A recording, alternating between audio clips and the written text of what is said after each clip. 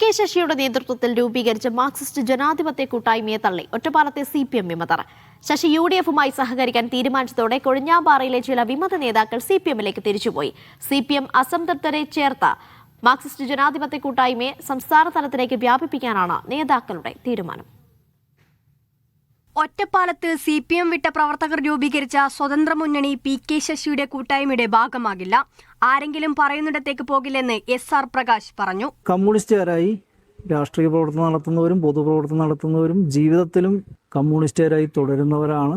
Marxist ജനാധിപത്യ കൂട്ടായ്മ UDF-മായി സഹകരിക്കാൻ തീരുമാനിച്ചതിൽ പ്രതിഷേധിച്ച് ചില നേതാക്കൾ CPM-ലേക്ക് തിരിച്ചുപോയി. കൊഴിഞ്ഞാമ്പാറ പഞ്ചായത്ത് മെമ്പർ N വിജയാനന്ദ്, പെരുമ്പാറുള്ള പാൽ സൊസൈറ്റി ഡയറക്ടർ S കാർത്തിക് എന്നിവരാണ് പാർട്ടിയിൽ തിരിച്ചെത്തിയത്. എന്റെ ഉത്തേജനം ഉപയോഗപ്പെടുത്തിക്കൊണ്ട് ഇവർ പാർട്ടിയിൽ പ്രശ്നങ്ങൾ ഉണ്ടാക്കി അവരുടെ സ്വയം ലാഭങ്ങൾ നേടിയെടുക്കാൻ വേണ്ടി എന്നെ ഉപയോഗപ്പെടുത്തി മാത്രമേ ഉള്ളൂ.